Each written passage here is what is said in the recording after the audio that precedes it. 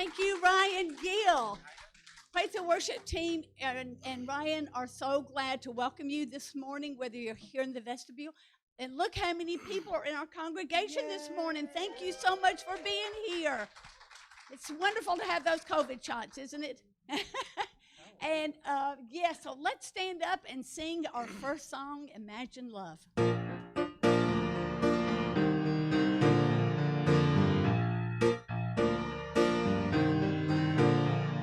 Imagine that love is all around. See it, feel it, be love. Imagine that love is all that is found. See it, feel it, be love. When we become what we're longing for, we are knocking on heaven's door. Imagine that love is all around. See it, feel it, be love. Imagine that joy is all around. See it, feel it, be joy. Imagine that joy is all that is found. See it, feel it, be joy. When we become what we're longing for, we are knocking on heaven's door. Imagine that joy is all around. See it, feel it, be joy. Imagine that peace is all around. See it, feel it, be joy. Imagine that peace is all that is found. See it, feel it, be peace. When we become what we're longing for, we are knocking on heaven's door. Imagine that peace is all around.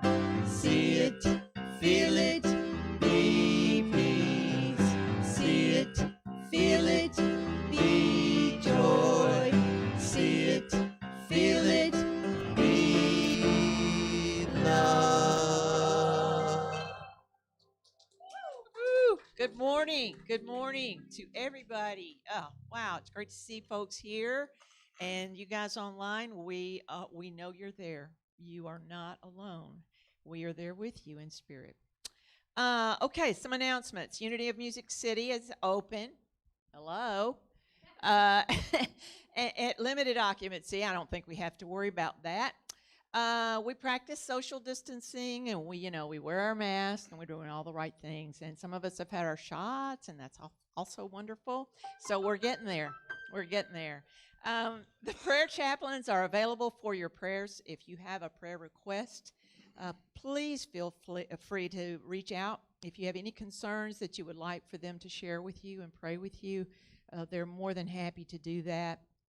You can email them at uofmcprayerrequests@gmail.com. Amy, anybody. I thought Amy, but Amy is a prayer chaplain, but all prayer requests are welcome. All right. Leadership Council meeting today, which is March 14th at 3:30. Of course, it's a Zoom meeting, so those of us in leadership, please Zoom in. And let's talk about things. We've got a lot going on. This coming Saturday, March the 20th, remember that. Write it down. Don't forget. Is our donation drive-by on Saturday. You don't have to get out of your car. You just bring some donations. We support our organizations. We do the food pantry, Souls for Souls, bring some shoes. I know you got some weathered shoes out there, all right? Some of you have more than you need out there in your closet. And so you can bring shoes for Souls for Souls, and also New Leash on Life, which is our pet support organization. And, there's a list on the Tuesday newsletter that comes out of the things that we're needing. There's a list, and so check that out on Tuesday. That thing comes out for a reason. It's to communicate with our fellowship, okay? And if you're not even a member of this church, it's fine. If you want to go to the store and get a few things and bring it by, we're more than welcome to accept it. And so that's this coming Saturday, so don't forget us, all right? You say, well, I've got a commitment on Saturday, and I'm not going to be able to do that. Well, the office is open on Tuesday and Wednesday, and our office administrator is here. So just come by, buzz the buzzer, say I got some stuff for our donation drive-by. I'm not going to be here on Saturday, and she will more than be happy to open that door and let you in to deposit your things. Small trees, I love those trees. Those little baby trees, I've been watching those things all summer long. They're back there, they're planted, they're growing, but we need new homes for them. We need to rehome the baby trees. So if you would like to donate, to adopt one and make some kind of donation to the church, that would be welcome. There's a telephone number if you're interested, if you have questions about the types of trees that are out there.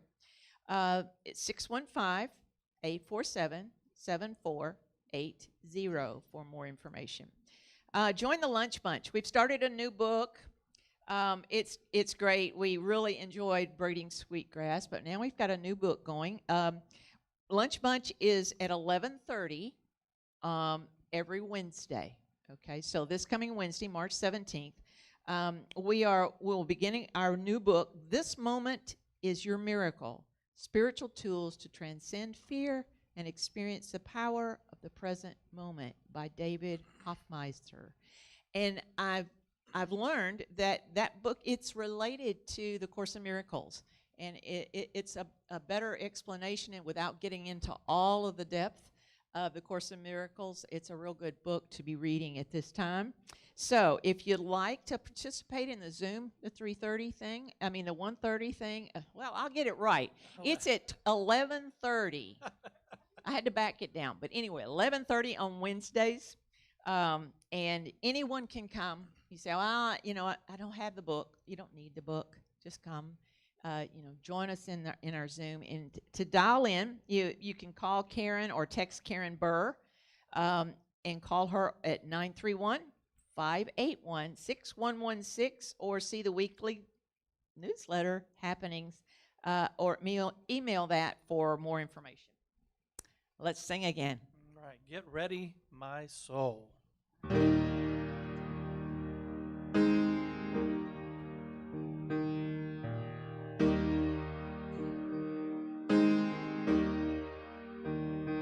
Get ready, my soul. I'm diving in. Get ready, my soul. I'm diving in to the deepest kind of love, to the sweetest kind of life. Get ready, my soul.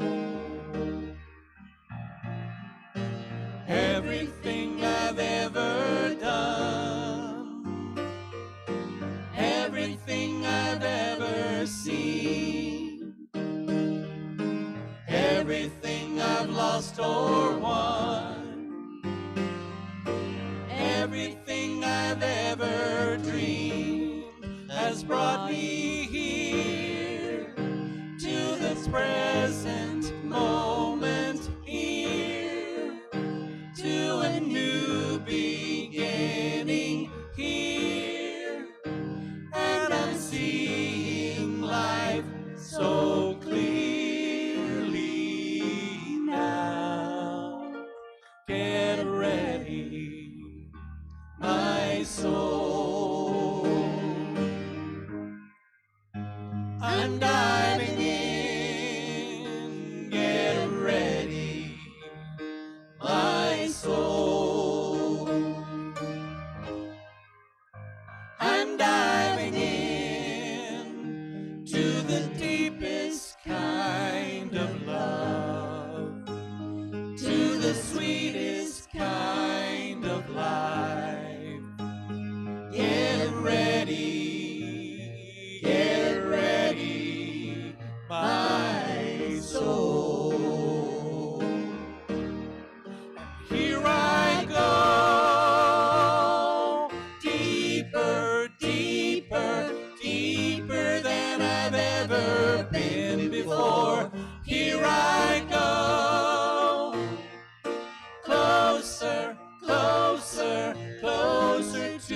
sacred source. And here I go, deeper, deeper, deeper than I've ever been before. Here I go, closer, closer, closer to my sacred source. Get ready, my soul. I'm diving in. Get ready, my soul. I'm diving in to the deepest kind of love, to the sweetest kind of life. Get ready, my soul. Get ready, my soul.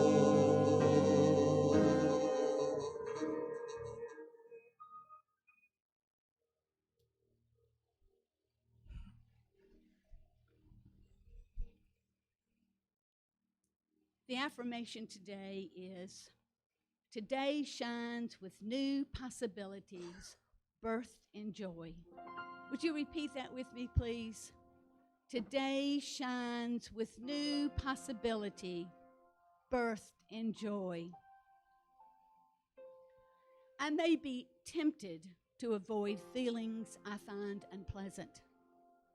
The amazing part, however, is that staying present as they move through me is the key to unlocking my greatest joy.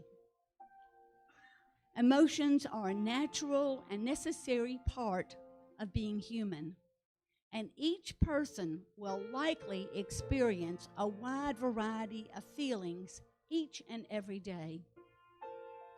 Welcoming and exploring any feelings of melancholy, passion, anger, or excitement allows us to understand ourselves better, leading to discoveries about why we feel the way we do, which can expand our horizons and enhance our quality of life. Today, I release resistance and fully embrace my journey. Any darkness I am facing fades. As the light of understanding dawns, I become calm and peaceful and welcome my joy. And from Psalm chapter 30, verse 5, weeping may linger for the night, but joy comes with the morning.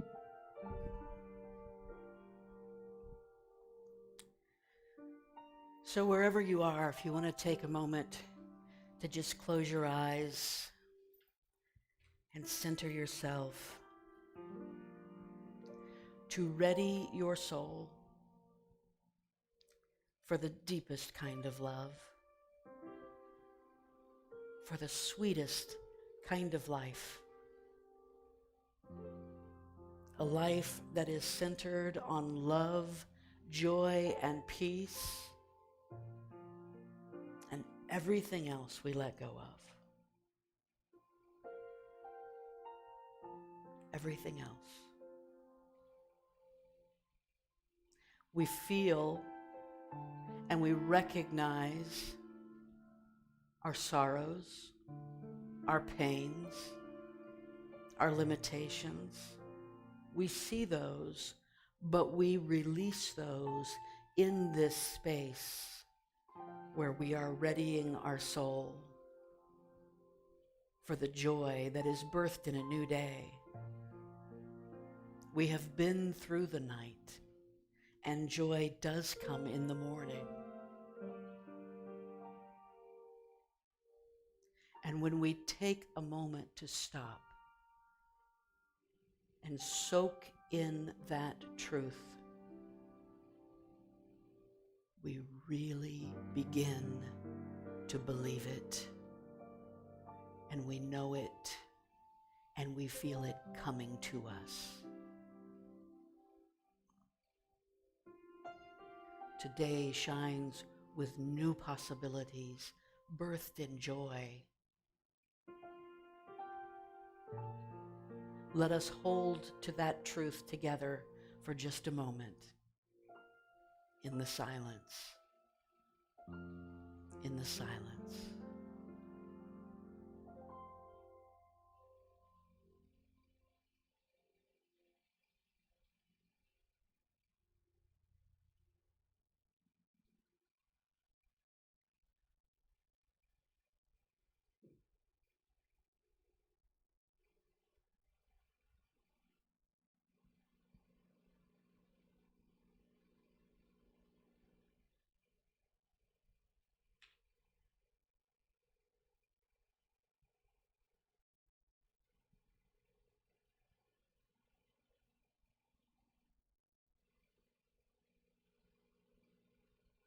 It is in this silence that we feel the joy come over us, that we know the possibilities of this new day, and we can know and feel and believe and experience that we are in God and God is in us.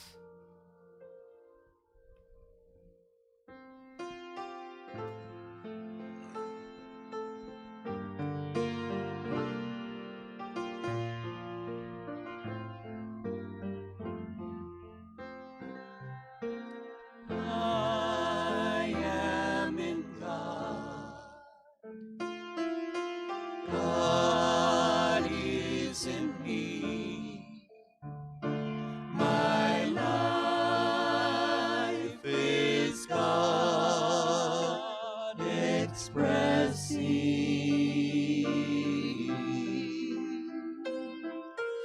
I am in God. God is in me.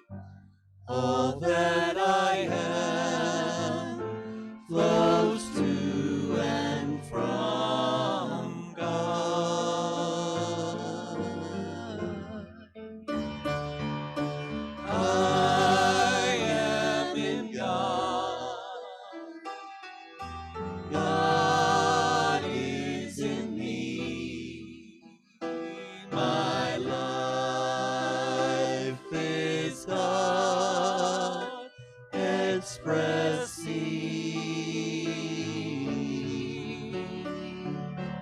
I am in God. God is in me. All that I am flows to and from God. All that I am flows to and from God.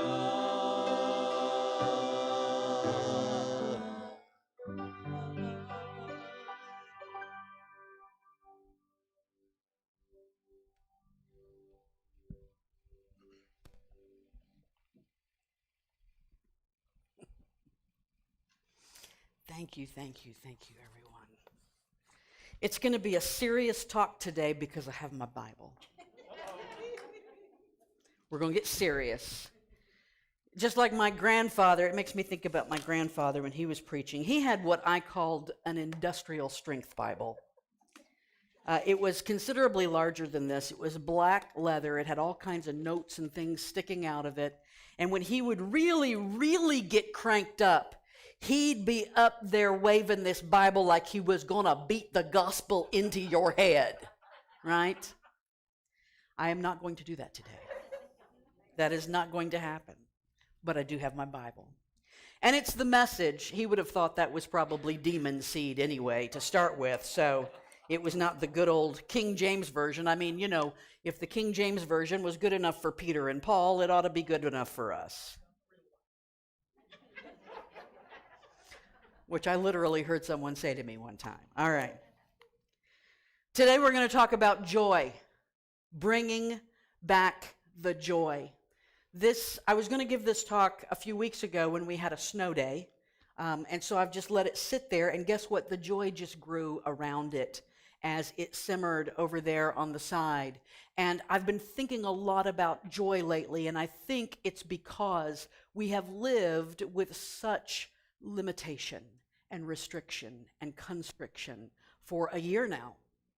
And interestingly, as many of you know, when the pandemic began a year ago, I was in India. I was as far away from here as one could possibly be when the pandemic hit, and I came home to a life that says, go nowhere, do nothing, stay at home. And now we do have vaccines happening, and we have new lights at the end of tunnels, and we're thinking that things could possibly open up.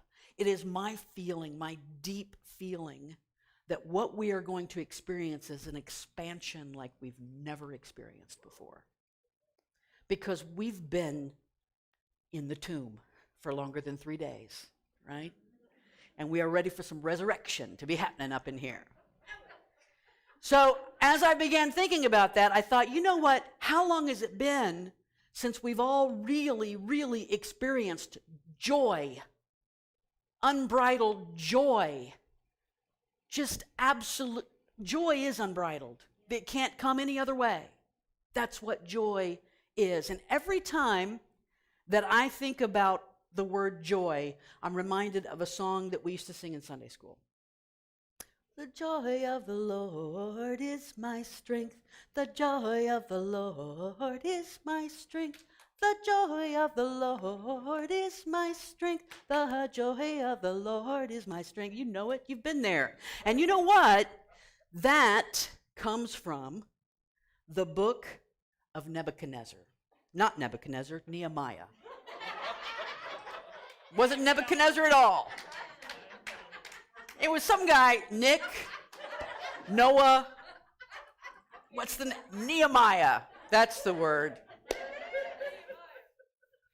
But before we even dive into Nehemiah, I want to just to establish a few things. Those of us who've been around Unity for a while know that when we talk about the Lord, we kind of shift that into our minds to the law of the divine universe, the divine law that operates on a level that takes care of all of our lives, that we all live according to. I went actually to the big Unity website, and I was searching for this because I wanted to clarify exactly. And this is what they said. Excuse me, let me go here. That's where I want to go. Lord law, this is what they said. The activity of the spiritual I am as the ruling consciousness. That's what Lord means in Unity metaphysical speak, right? The activity of the spiritual I am as the ruling consciousness of my life. So the joy that comes from the activity of the spiritual I am as the ruling consciousness of my life is my strength. But that did not fit the music. So we had to go with the joy of the Lord. The joy of the Lord is my strength. It comes from Nehemiah chapter 8, verse 10. And this is what it says. Nehemiah says to them, go home, this is from the Message, go home and prepare a feast, holiday food and drink, and share it with those who don't have anything. This day is holy to God. Don't feel bad. The joy of the Lord is your strength. So being a good little English professor like I am, I had to go get some context. Who was Nehemiah? Who was he talking to? What was he really trying to say to these folks? So I did some digging, and I researched Nebuchadnezzar first and realized I was on the wrong path. And then I went to Nehemiah's Wikipedia page. And so Nehemiah, this is let me put you in time here. This is about 500 years BCE, 500 years before the era of the Christ, right? 500 years, 2 US's worth of time before the era of the Christ. 500 years before that, 1,000 years before the era of the Christ, was David and Solomon. And David was the great king who came along and took over the city of Jerusalem. He didn't build it like we like to say. It was already being populated by the Jebusites.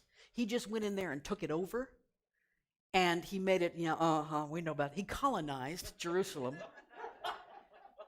And he took it over and he made it a great city. And then his son, Solomon, built the first temple there, which is why it is the holy city of Judaism, right? And so 500 years pass, and guess what? Things are falling apart. The walls are crumbling. The gates are all torn off and hanging down. And Nehemiah hears about this. Now, 500 years later, after David and Solomon, all of this area is part of the ancient Persian Empire. 500 years later, it'll all be the Roman Empire. But right then, it's the Persian Empire, right? Iran, Iraq, and then also what we know as the Holy Land, Israel, all the way up into Turkey, all the way down into northern Africa. All of that is the Persian Empire. And King Artaxerxes rules the Persian Empire, and Nehemiah is a cupbearer to Artaxerxes. And he hears that Jerusalem has gone to hell in a handbasket. And he says to Artaxerxes, would you let me go over there and try to, spruce up Jerusalem a little bit? And Artaxerxes agrees to this. And he says, yes, I'll let you go. This sounds a little bit like Drunk History, doesn't it? You ever watch that show? Sounds a little like Drunk History. So he says Artaxerxes says to him, yes, go over there. I'm going to make you the Persian governor of Judea. And you're going to go over there. You can use the timber from my forests. You can use whatever resources I have. Yes, go make Jerusalem great again. Right? And so he did. Nehemiah heads over to Jerusalem, and he gets there, and for 3 days, interestingly, 3 days, I wonder if that's symbolic. For 3 days, he just kind of hangs out and watches and gets the lay of the land and looks around and, just kind of takes it all in, assesses. And on the next morning, after 3 days of waiting, on the next morning, he gets up and he does a tour of all of the gates of Jerusalem. And then he comes and he gathers all the people. And this is what he says to them. Nehemiah 2, 17 through 18 in the Message. He says, then I gave them my report. Face it, we're in a bad way here. Jerusalem is a wreck. Its gates are burned up. Come on, let's build the wall of Jerusalem and not live with this disgrace any longer. I told them how God was supporting me and how the king was backing me up. They said, we're with you. Let's get started. They rolled up their sleeves, ready for the good work. Grandpa might not have liked the message, but he was probably the reincarnated Nehemiah. Because it sounds just like him to say, come on, let's roll up our sleeves, let's get to work. We've got work to do. So he was a motivator, and he arrived in Jerusalem, and he set the folks to work. And do you know, while he's doing this, he's also holding all of Jerusalem's enemies at bay. And in 52 days, that's specifically what it says, in 52 days, he had rebuilt the gates and the walls of Jerusalem and had brought it back on its way to its former glory. Right? So while all of this is happening, the people start acting like people will act. They started seeing opportunities and taking advantage of opportunities. They started seeing ways to get ahead, and they took advantage of those.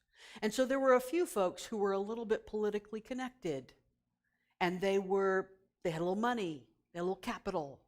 The early capitalists right here in Jerusalem, making Jerusalem great again. And so they had a little money, and other folks needed it, and they would loan it to them, and they would gouge them with high interest, right? They were taking advantage of the situation, and there were people who began to protest about this. There was income inequality. There were the rich were getting richer and the poor were getting poorer, and they argued with each other, and they were broke and they were hungry. And so Nehemiah spoke some truth to that power. That's him, trust me. Nehemiah spoke some truth to that power. He was a social justice warrior. And in chapter 5, verses 9 through 11, it's over here. There we go. He says to them, he gathers the people who are lending this money, and he says, what you're doing is wrong. Is there no fear of God left in you? Don't you care what the nations around here, our enemies, think of you? I and my brothers and the people working for me have also loaned them money. But this gouging them with interest has to stop. Give them back their foreclosed fields, vineyards, olive groves, and homes right now, and forgive your claims on their money, grain, new wine, and olive oil. And let me tell you, if I could go through every verse in the Bible that speaks out against charging interest on loans, that would be a whole other series of talks, not just one. About being fair, about helping all boats rise. That's what Nehemiah was there doing. So he was a social justice warrior. Now let me tell you one other little piece to this story. There's another guy named Ezra. No, Elijah. No, it's Ezra. It really is Ezra. There's another guy named Ezra. He came to Jerusalem 20 years before Nehemiah. He was a Jewish scribe and priest, and he had been in exile in Babylon. And he brought back with him a whole bunch of Jewish exiles. And he brought them back to Jerusalem, and he was doing his best to reestablish the Jewish faith and Jewish law. Now, before we just make them heroes, that's not always a good thing. Like Nehemiah and Ezra were also telling Jewish men to divorce their non-Jewish wives and all kinds of really strict things. But we're not going to quibble about the details right now. We're going to look at it metaphysically, and we're going to understand that what both of these men were there to do was to realign the people with their purpose. That was their job. And Ezra had come there, and he was trying to do that for 20 years. And then Nehemiah comes along, and he's helping them. And how we get these folks to the place of the joy of the Lord is your strength is this. Ezra was preaching to all the people one day, and he was preaching from the revelation of Moses, right? He was preaching the Jewish law, and he was preaching all, and the people, perhaps feeling that they were not in alignment, began weeping and wailing and gnashing of teeth. Right? It was horrible. Oh, it's a big conviction, as my grandfather would have said. Good for them. They need to feel that way. That's what Grandpa would have said. And so while all these people are just wailing and wailing and wailing, they stop. Nehemiah and the governor, it says. Nehemiah, the governor, along with Ezra, the priest and scholar, and the Levites who were teaching the people, said to all the people, "This day is holy to your God, your God. Don't weep and carry on." They said this because all the people were weeping as they heard the words of the revelation. Nehemiah continued, "Go home and prepare a feast, holiday food and drink, and share it with those who don't have anything. This day is holy to God. Don't feel bad.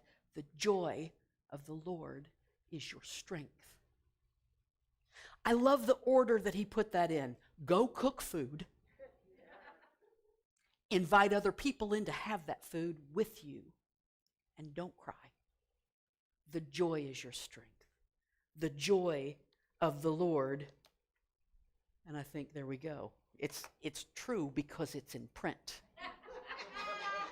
The joy of the Lord is your strength.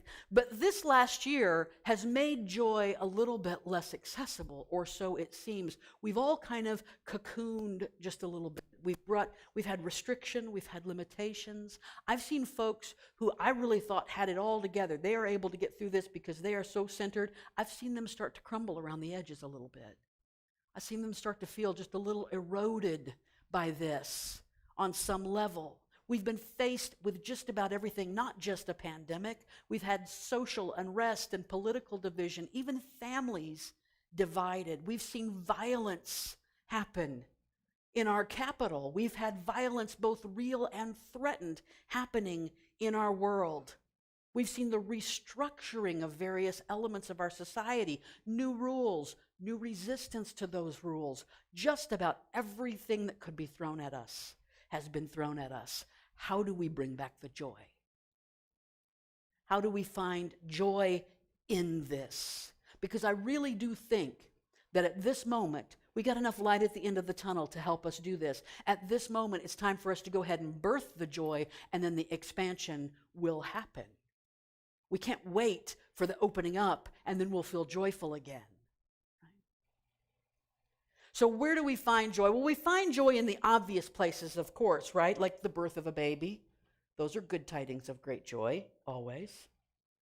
And Nehemiah kind of gives us a little bit of a recipe for it. Make food, invite people, have joy, right? There's the recipe. So I want to tell you a little bit about this guy right here. So this guy is a man named Phil Hickey, and he was one of the original owners of the Cooker restaurants. Remember the Cooker? And I worked there in the late 80s, early 90s. Right? Great restaurants. When the Cookers were awesome, Phil was in charge. When they stopped being awesome, he was gone. All right? And so this guy, and then he went off and he started the Green Hills Grill. You might remember the Green Hills Grill. That was Phil's. He became a vice president for Longhorn Steakhouse. He's been president of the National Restaurant Association, which has the unfortunate initials of NRA, right? The National Restaurant Association. But recently, there's been a private group formed on Facebook of all Cooker alumni. And I got in that group, and within like a week, we had 1,200 people in there. And now I think it's up to over 2,000 people. And everybody just talks about how much they loved working for that man. And so someone posted a video, and it was a profile. It's about an 8-minute profile of Phil that had been done for the National Restaurant Association. So I watched it. I hadn't seen him in a long time. I wanted to just see his essence again. And I was really interested in what people said about him. They talked about his kindness and his generosity and his the way he cared about others, his thoughtfulness, right? And then when he got on there, because they interviewed him for this profile as well, the very first words out of his mouth for this profile were these. My mission statement is, very first thing, let me lead with my mission. My mission statement is to use the talents I have to help people realize the potential of their own lives. Not a word in there about cooking the best food. Not a word in there about running the biggest restaurant chain. Not a word in there about making the most money. Nothing. Using what I have to help other people realize their potential. Over the course of his life, he and his wife took in 5 foster children. They put each one of them through college. He put over 20 nieces and nephews through college. What are my talents? Well, one of them is to make money. How can I use that to help people realize their potential? I can send them to college. Right? That's my mission in life. So the end result I discovered as I began looking at him is that Phil, I realized, was walking joy. That's what happened when he walked in our restaurant. He was walking joy. Hey, Phil's here. That's what people would say. They'd walk back to the kitchen. It wasn't like, oh my God, Phil's here. Be careful. No, it was like, hey, Phil's here. Right? Joy. He was just walking joy. So we know that's one surefire way. Cook food, give it to other people, and have joy. And sometimes that food is helping you find your potential, helping send someone to college, showing up on the drive-through donation day and giving what people need. This helps to build joy. But what about joy in this limitation that we're experiencing? So a couple weeks ago, I was watching TikTok, right? So TikTok is if you don't know TikTok, I'm sorry for you, because it's a source of endless joy, really. It's a social media platform that allows people to put like 1-minute videos on there, and you got to find the right ones. Don't go down to bad TikTok. You got to find good TikTok, right? And then you find all kinds of things. And I was watching TikTok, and I saw this guy had put a little TikTok on there, and he said this. This is what he said. He said, imagine that you are in the grocery store. Like this woman right here. Imagine that you are in the grocery store and you have no list. And you just get to walk around and grab whatever looks good to you. That apple looks great. I'm going to get that. Donuts. Donuts going in the cart right now. Ribeye steaks going in the cart right now. Whatever looks good to you, you can grab and you can put in that cart and you can take it home. It's you have total freedom at the grocery store. But then you get home and you decide to make dinner and you don't have the ingredients you need for what you wanted to cook. The freedom that you had in the grocery store created a lack of freedom in the moment of creation. And if you had gone to the grocery store with some parameters, some rules, some guidelines, a list, then when you got home, you would have experienced the freedom of having everything you need to cook the meal that you want. And so I thought about that. That was a really, really interesting way of looking at this. I thought about how when I take the time to stop and meditate every day, how much better my life is. When I do that restriction of sit down, be still, be in the quiet, life feels free, right? So the joy that can actually come from living in a little bit of limitation. We've had an excellent opportunity to learn simple joy this year. Simple joy. And that's the best joy, in my humble opinion. So joy in limitation. Confinement and restriction often precede expansion. The butterfly has to be in the cocoon first. We are getting ready for an expansion like we've never seen. But limitation is one thing. What about actual suffering? What about the joy in and through suffering? Now, don't get me wrong. I'm not advocating that you enforce happiness on yourself when you are going through pain. In that moment, feel the pain. Be with the pain. And embrace it enough to move on beyond it. But you know, Brené Brown said, we cannot numb pain without numbing joy. We have to feel that pain so that we can feel the joy. I don't know about you, but I've been to a lot of funerals where by the time we got through to the end and the families gathering around eating, what I hear is a lot of laughter. Laughter is the valve on the top of the pressure cooker that lets us spurt some of this out and move beyond. A few years back, I had the privilege, as many of you know, of doing the play Steel Magnolias. My good friend Kristen Dambrino played Truvy, and Truvy had to me what's the best line in the whole play, and that is, laughter through tears is my favorite emotion. And I noticed, though, that those things come sequentially. We have the pain, and then you get the joy. We have the struggle and the limitation, then you get the laughter, right? That's the way that it kind of works. A few weeks ago, Nikki and I were watching this special on PBS. If you haven't watched this, I encourage you to do so. The Black Church.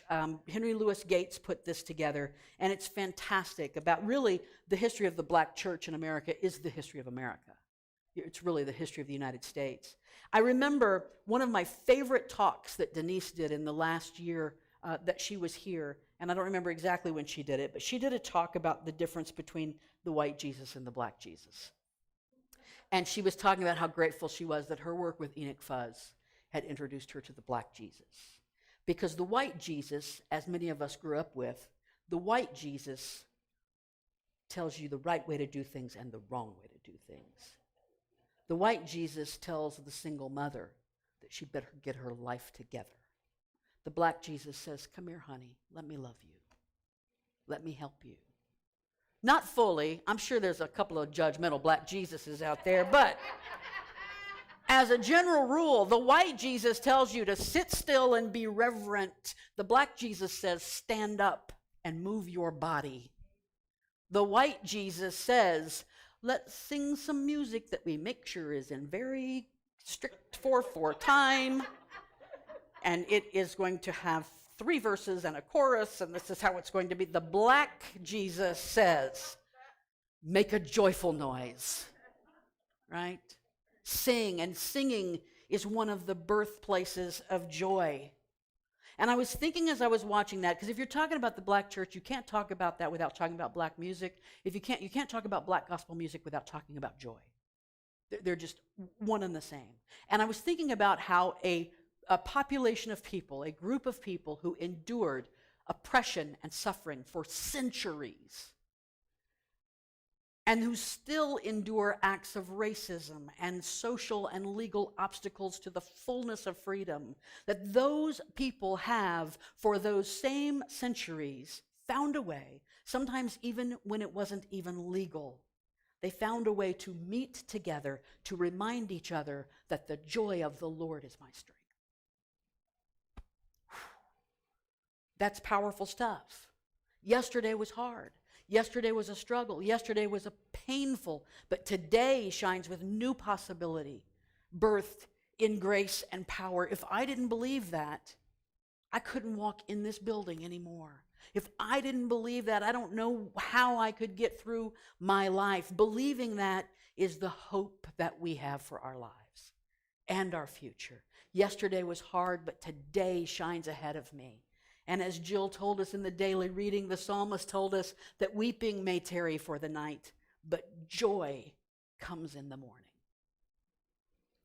It makes me think about a song written by James Weldon Johnson in 1900 that has become known as the Black National Anthem.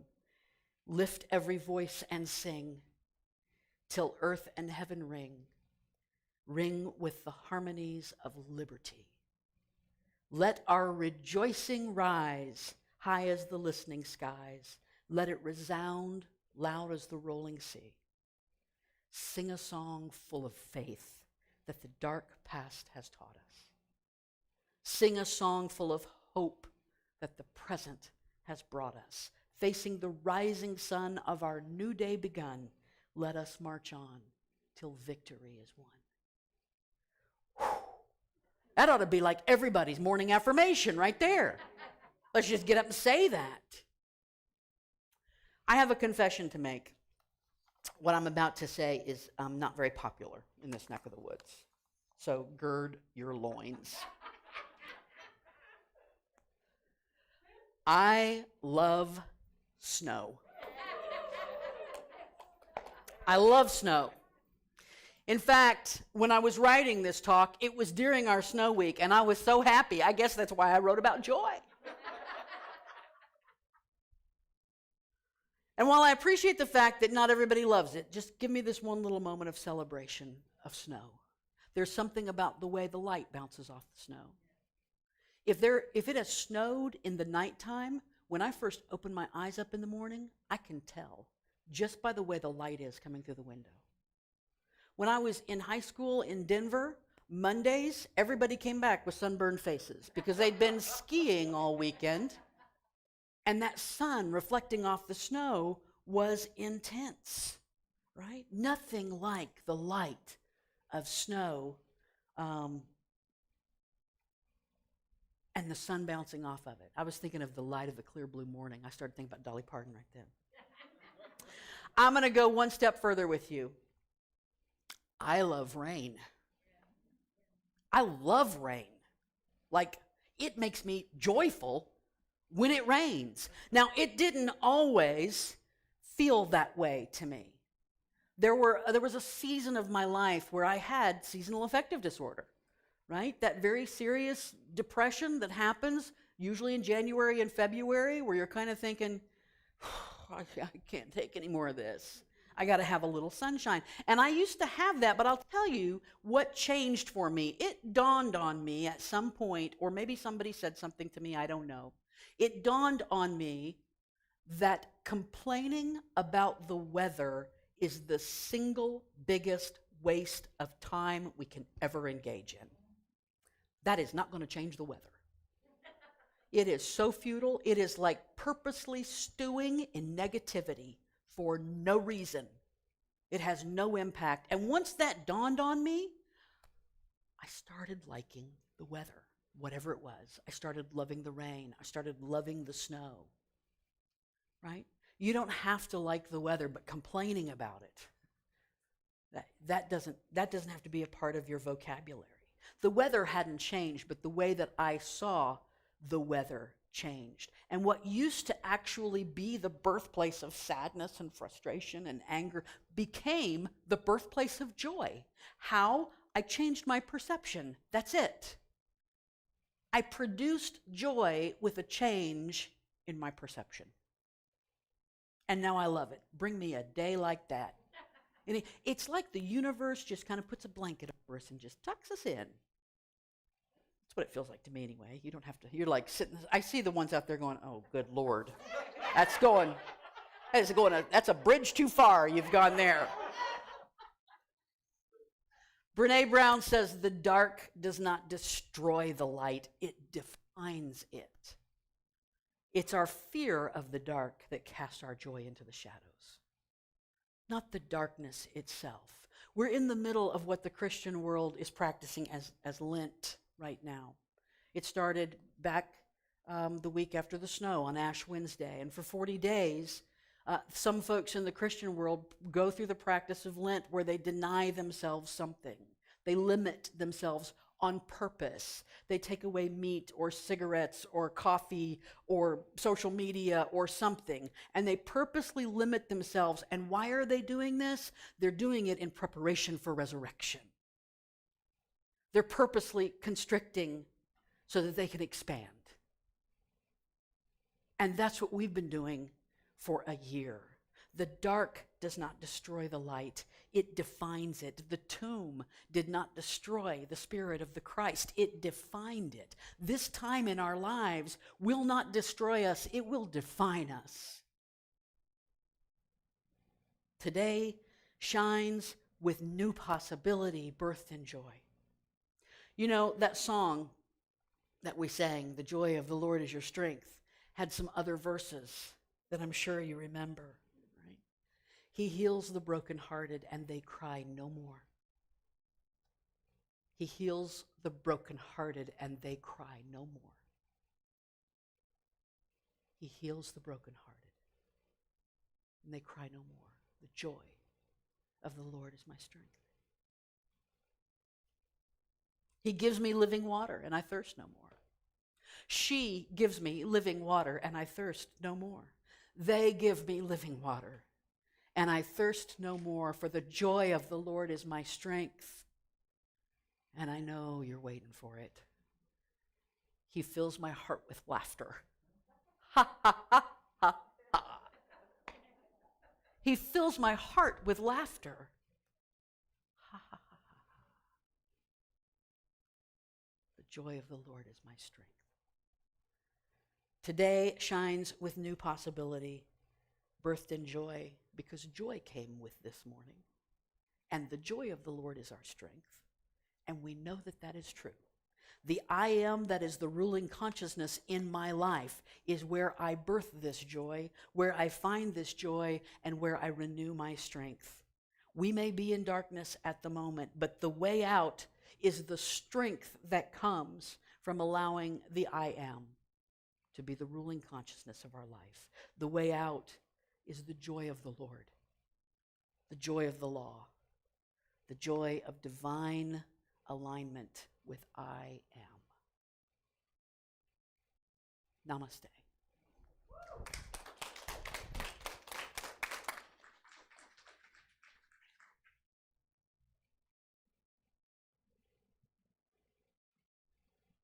Thank you, Deb. For some reason, I feel very joyful right now. So with that in mind, let's take a moment to consider all of the prosperity that we have in our lives. You know, whether it's financial prosperity that comes from the physical world in money or things, or it's the prosperity that comes from the spiritual realm, which we see in all the love that comes to and through our lives. And it's with that prosperity that we can give back to Unity of Music City, our spiritual home. We give of our time and talents. We give a percentage of our financial prosperity. And we are grateful that we are able to give back to a home that has given us so much. So let's all say the offertory blessing. I am open to receiving floods of financial abundance with ease so that I may be able to give back even more to the world around me. And let's all sing together, Leaving a Legacy of Love.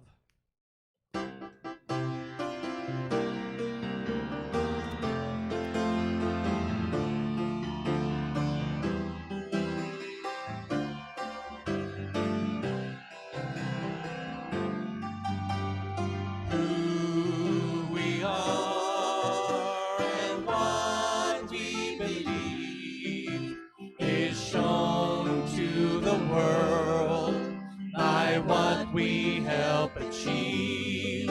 This dream we share, this loving way to live, will stand forevermore because we choose to give. We are leaving a legacy of love.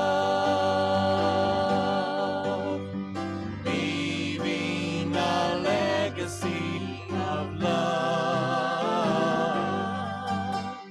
Leaving a piece of our hearts for generations to see. We are leaving a legacy of love.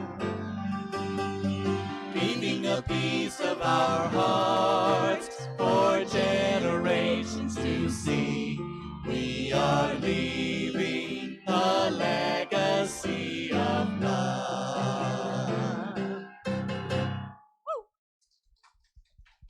Let's stand and say the prayer of protection. The light of God surrounds us. The love of God enfolds us. The power of God protects us. The presence of God watches over us. Wherever we are, God is, and all is well. We are love, joy, and peace.